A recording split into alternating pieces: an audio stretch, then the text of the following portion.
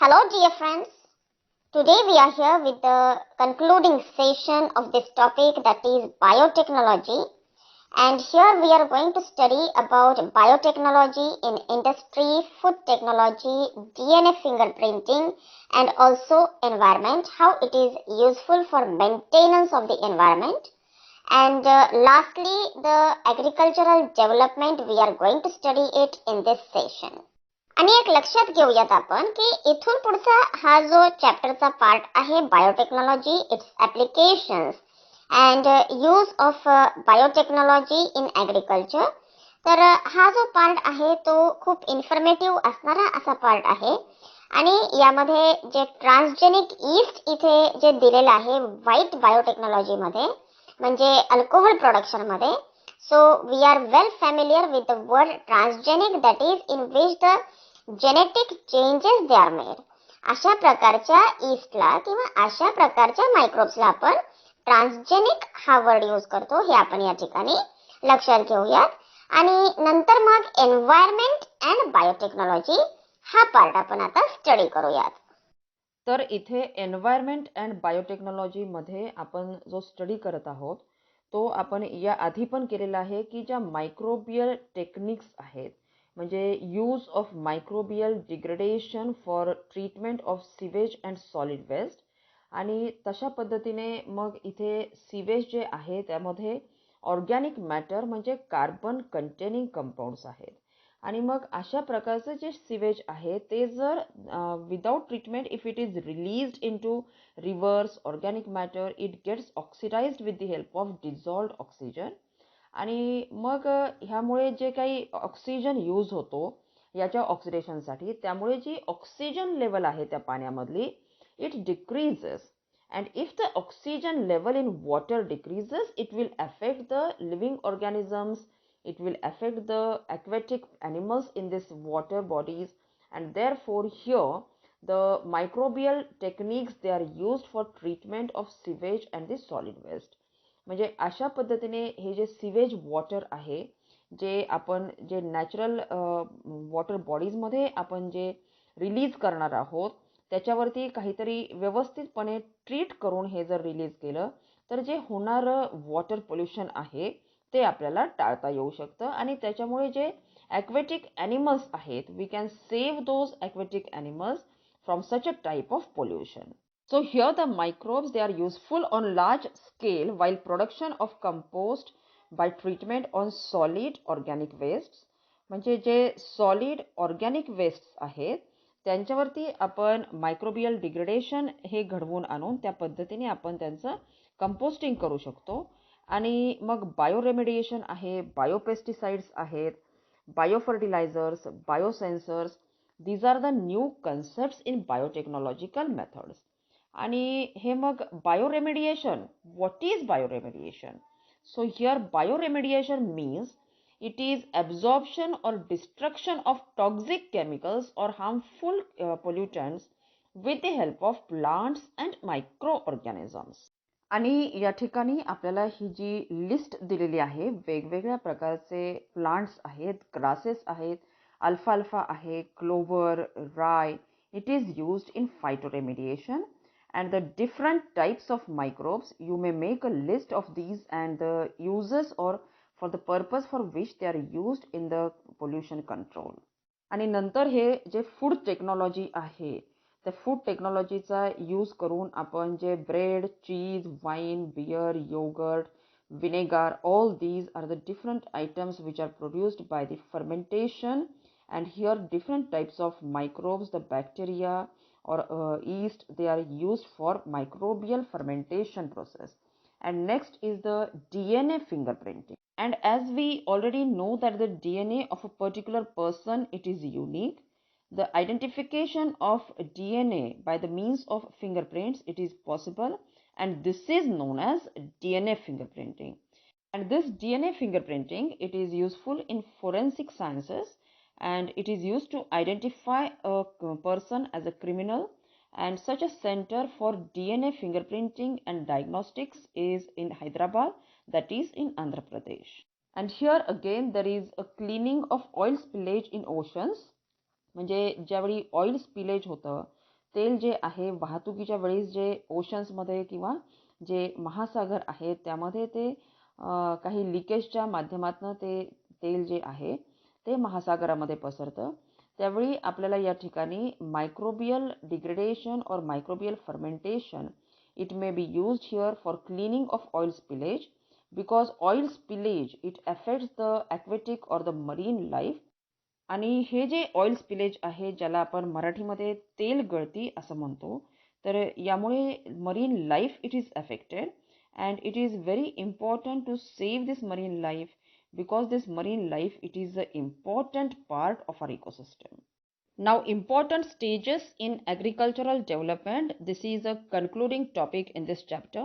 आणि इन्फॉर्मेटिव्ह असा हा पार्ट आहे की ज्यामध्ये ग्रीन रेव्होल्यूशनमध्ये डॉक्टर MS स्वामीनाथन आणि डॉक्टर नॉर्मन बोरलॉग हे जे दोन सायंटिस्ट आहेत ॲग्रिकल्चरल फील्डमधले यांचं एक खूप महत्त्वाचं योगदान या ठिकाणी राहिलेलं आहे. आणि यामध्ये जे व्हीट राईस आहेत यांचे जे काही डॉर्फ व्हरायटीज आहेत सुधारित म्हणजे ज्यामुळे आपल्याला जास्त यील्ड मिळणार आहे, जास्त क्रॉपचं प्रोडक्शन मिळणार आहे, अशा प्रकारच्या व्हरायटीज या माध्यमातून ग्रीन रेव्होल्यूशनच्या माध्यमातून तयार करण्यात आल्या. आणि त्याचप्रमाणे जे इन्सेक्टिसाइड्स आहेत, पेस्टिसाइड्स आहेत आणि फर्टिलायझर्स आहेत यांचा प्रॉपर यूज कशा पद्धतीने केला जाऊन आपल्याला जास्तीत जास्त अन्नधान्याच्या उत्पन्नाच्या बाबतीत एक स्वयंपूर्णता येईल यासाठी हे ग्रीन रेव्होल्यूशन हे घडवून आणण्यात आलं. आणि मग ह्या ज्या सायंटिस्ट आहेत यांच्या ज्या योगदानामुळे मॅक्झिमम यील्ड जे आहे लँडपासनं ते मॅक्झिमम यील्ड म्हणजे मिनिमम लँड जरी असेल कमीत कमी जमिनीपासनं जास्त उत्पादन मिळवणं हे जे उद्देश आहे हे सफल झालं. आणि बरीच मोठी जी लोकसंख्या आहे ती उपासमारीपासनं या लोकसंख्येचा एक बचाव झाला. हे या ग्रीन रेव्होल्यूशनचं महत्त्व आपल्याला सांगता येईल. आणि ॲग्रिकल्चरल डेव्हलपमेंटमधला दुसरा जो महत्त्वाचा टप्पा आपल्याला म्हणता येईल तो म्हणजे व्हाईट रेव्होल्यूशन, ज्याला आपण मराठीमध्ये श्वेतक्रांती असं सुद्धा म्हणतो. आणि doctor Verghese Kurien he is the father of white revolution.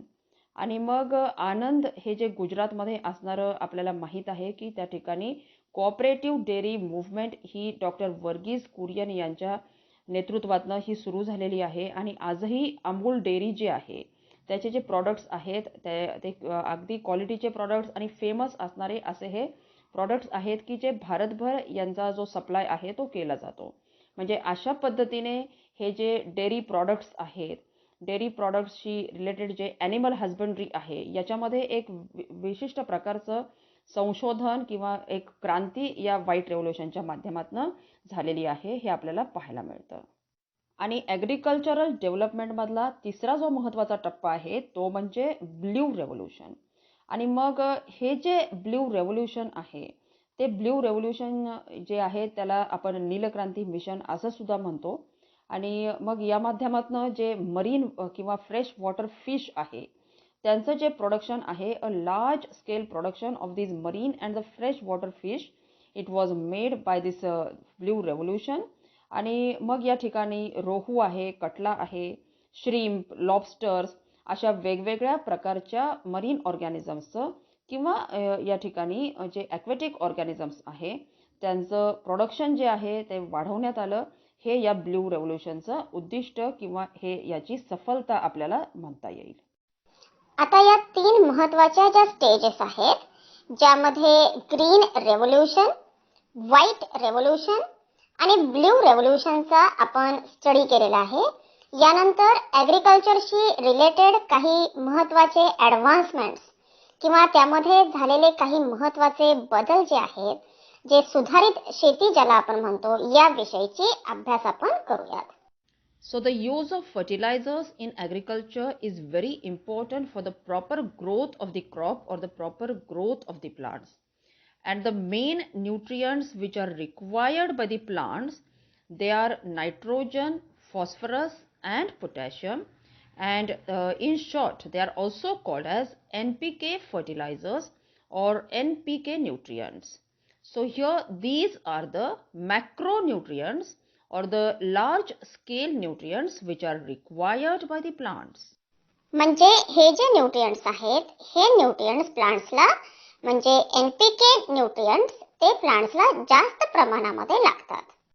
आणि हायड्रोपॉनिक्स सारखं तंत्रज्ञान जे आहे, ज्याला आपण सॉइललेस फार्मिंग म्हणतो, अशा प्रकारच्या फार्मिंगमध्ये केमिकल फर्टिलायझर्स जे आहेत ते लिक्विड स्वरूपामध्ये किंवा in dissolved state in aqueous medium they are used. परंतु एक लक्षात घेऊयात आपण की ज्यावेळी आपण हे जमिनीसाठी यूज करतोय केमिकल फर्टिलायझर्स, त्यावेळी त्याचा व्यवस्थितपणे वापर होणं, त्याचा एक लिमिटेड पद्धतीने वापर होणं हे महत्त्वाचं आहे. आणि त्यासाठी सॉइल टेस्टिंग करून योग्य प्रमाणामध्ये आपण हे फर्टिलायझर्स यूज केले पाहिजेत, केमिकल फर्टिलायझर्स. आणि जर हे योग्य प्रमाणामध्ये यूज केले नाहीत, if they are used excessively, they decrease the fertility of the soil because they cause the soils to become saline soils. म्हणजे अशा पद्धतीने या क्षारपड झालेल्या शेतजमिनी तयार होतात आणि त्याचे ह्या शेतीवरती जे आहेत ते विपरीत परिणाम होतात. थोडक्यात या ठिकाणी जमिनीचे किंवा मातीचे प्रदूषण होते असे म्हणायला हरकत नाही. आणि केमिकल फर्टिलायझर्स प्रमाणेच इन्सेक्टिसाइड्सचा सुद्धा खूप जास्त प्रमाणामध्ये वापर जो आहे तो शेतकरी करत आहे. आणि त्याच्यामुळे insecticides and pesticides, these are not only harmful to the insects and pests, but they are also harming the other components or the other living organisms in the environment. म्हणजे for example, if we take the example of frog is a friend of the farmer because it feeds on insects and it is insectivorous. Similarly, some birds are also insectivorous. म्हणजे काही birds आहेत, frog आहे, ते insects वरती feed करतात आणि त्याच्यामुळे they are a friend of the farmer. आणि सेकंडली जे अर्थवर्म आहे, अर्थवर्म सुद्धा it increases the fertility of the soil. and these animals, they are also harmed by the excessive use of the chemical fertilizers and the insecticides and pesticides. आणि मग बायोमॅग्निफिकेशन ही जी concept आहे ती concept आपण अभ्यासूयात. तर बायोमॅग्निफिकेशन ही अतिशय simple अशी concept आहे की ज्यामध्ये जे ऑर्गॅनिझम्स आहेत, हायर लेवल ऑर्गॅनिझम्स, त्यापर्यंत हे जे टॉक्झिक केमिकल्स आहेत, जे इन्सेक्टिसाइड्स म्हणून किंवा पेस्टिसाइड्स म्हणून जे यूज केले जातात, they are enter the food web or the food chain and they reach up to the higher organisms, and this is known as the biomagnification. आणि यामध्ये जे फर्स्ट इमेज आहे, ज्यामध्ये मिथाइल मर्क्युरी जो दाखवलेला आहे, तर त्याचं अक्युमुलेशन जे वॉटर बॉडीजमध्ये झालेलं आहे ते कसं ह्युमनपर्यंत पोहोचतं through the water bodies and then ultimately through the cow milk it enters the human body, हे या ठिकाणी दाखवलेलं आहे. आणि अशा पद्धतीने हे biomagnification it is a flow of toxic chemicals in a food chain or a food web. अतिशय सिंपल आहे. आणि त्याचप्रमाणे DDT, how it is entering the higher living organisms through a food web or food chain, it is shown in the next diagram. आणि मग chemical fertilizers, insecticides, pesticides, they are harmful to the environment. They are causing the environmental degradation and also affecting living organisms. And therefore, let us study organic farming, which is eco-friendly farming, and it is beneficial to humans. आता हे जे organic farming आहे, हे organic farming it is more advantageous as compare to the traditional methods of farming where chemical fertilizers are used and chemicals are used as insecticides and pesticides. म्हणजे organic फार्मिंगमध्ये एक लक्षात घेऊयात आपण की इन्सेक्टिसाइड्स आणि पेस्टिसाइड्स जे वापरले जातात, these are the natural substances which are used in our day to day life. आणि केमिकल फर्टिलायझर्समुळे सॉइल सलाईन होतात. The soils they become saline, the soil degradation it occurs due to the chemical fertilizers. Whereas natural fertilizers, whenever they are used, they do not cause any harm to the soil or any harm to the environment. And these natural fertilizers, they include oil cake, vermiculture, or even compost manure, it is also used. आणि organic farming जे आहे त्या organic फार्मिंगमध्ये local varieties किंवा ज्याला आपण sturdy varieties म्हणूयात, strong varieties म्हणूयात, अशा प्रकारच्या व्हरायटीजला whether they are in plants and animals such varieties they are given more importance in organic farming. आणि ऑर्गॅनिक फार्मिंगचे जे प्रॉडक्ट्स आहेत, व्हेजिटेबल्स आहेत, फ्रूट्स आहेत, they are not at all harmful to the living organisms or the humans. आणि त्यामुळे organic farming it is gaining more importance nowadays. आणि यानंतर जे शेतीपूरक व्यवसाय आहेत त्याविषयीची थोडीशी माहिती या ठिकाणी आपल्या टेक्स्टबुकमध्ये दिलेली आहे. तर शेती करत असताना अनेक पूरक व्यवसाय हे या शेतीसाठी फायदेशीर ठरतात. म्हणजे जसं एपिकल्चर आहे, एपिकल्चरमुळे जे फ्रूट्स असतील त्या फ्रूट्सचं प्रोडक्शनसुद्धा ह्या हनीबीजमुळे वाढतं because the rate of pollination it increases. आणि अशा पद्धतीने एपिकल्चर जे आहे त्यामध्ये जे हनी बी हाईव्ह जे आहे ते बी हाईव्ह नष्ट करून हनी कलेक्ट केलं जातं. तर ही जी मेथड आहे ही चुकीची मेथड आहे. It is a non scientific method and nowadays apiculture it is practised by many farmers scientifically. आणि मग आर्टिफिशियल जे बॉक्सेस आहेत त्या बॉक्सेसमध्ये artificially the bee hives they are formed and the honey it is collected from these beehives. So here cultivation of medicinal plants has gained more importance in agriculture. आणि आपल्याला माहित आहे की medicinal plants they have a very great tradition in Ayurveda. आणि वेगवेगळ्या प्रकारचे diseases जे आहेत ते डिझिजेस बरे करण्यासाठी हे medicinal plants they are more useful. And these are the natural sources in which they are not harmful to human body or they are not harmful to the living organism. आणि मग medicinal प्लांट्समध्ये अडुळसा आहे, नीम आहे, अशा प्रकारचे medicinal plants आहेत. आणि medicinal प्लांट्सला जास्त महत्त्व यामुळे प्राप्त झालेलं आहे because there is a decrease in forest area or depletion in the forest area. And therefore these medicinal plants they have become rare. आणि अशा पद्धतीने cultivation of medicinal plants it is also economically beneficial for the farmers. यानंतर fruit processing जे आहे, fruits they are perishable म्हणजे ते नष्ट होतात, ते जास्त काळ टिकून राहत नाहीत. आणि मग वेगवेगळ्या माध्यमातनं हे जे फ्रूट्स आहेत, fruits preservation it is very necessary.